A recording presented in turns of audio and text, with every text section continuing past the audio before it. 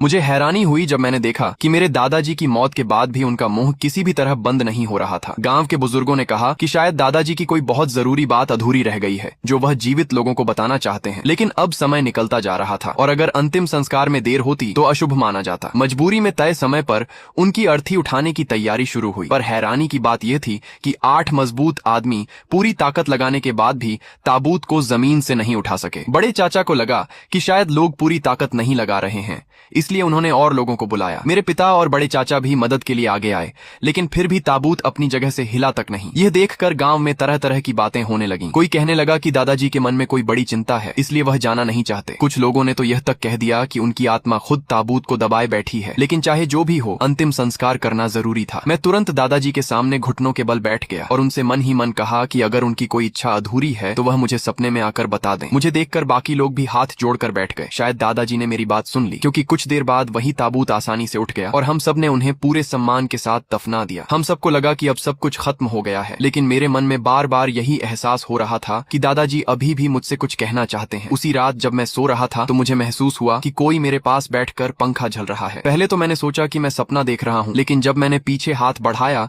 तो मुझे अपने बगल में किसी के लेटे होने का एहसास हुआ। जैसे ही मेरा हाथ एक ऐसे चेहरे पर पड़ा जिसका मुंह पूरी तरह खुला हुआ था, मैं डर के मारे उछल पड़ा। जब मैंने गौर से देखा तो वह मेरे दादाजी थे। मैं समझ नहीं पा रहा था कि आखिर वह मुझसे क्या कहना चाहते हैं। तभी शोर सुनकर बड़े चाचा और घर के बाकी लोग भी वहां पहुंच गए। दादाजी को देखकर सबके रोंगटे खड़े हो गए। बड़े चाचा को लगा कि किसी ने शरारत करके कब्र खोद दी होगी और दादाजी के शव को बाहर निकाल दिया होगा। बदनामी के डर से उन्होंने उसी रात दोबारा दादाजी को दफना दिया। साथ ही गांव के एक पुराने कारीगर को भी बुलाया गया ताकि वह इस अजीब घटना की जांच कर सके। कारीगर ने जगह का ध्यान से निरीक्षण किया और फिर घबरा कर बोला कि दादाजी शायद खुद ही ताबूत से बाहर निकले हैं। उसका कहना था कि जो सुरंग बनी हुई है वह बाहर से नहीं खोदी गई थी, क्योंकि उसका मुंह बाहर की तरफ छोटा और अंदर की तरफ बड़ा था, इसीलिए किसी इंसान द्वारा बाहर से खोदना संभव नहीं था। ये सुनकर सब और ज्यादा डर गए। बड़े चाचा ने उसे मेहनताना देना चाहा, लेकिन उसने पैसे लेने से साफ मना कर दिया। जाते जाते उसने सलाह दी कि शोक सभा के लिए बनाया गया अस्थायी मंडप भी हटा दिया जाए, नहीं तो दादाजी फिर उसी जगह लौट सकते हैं। इस घटना के बाद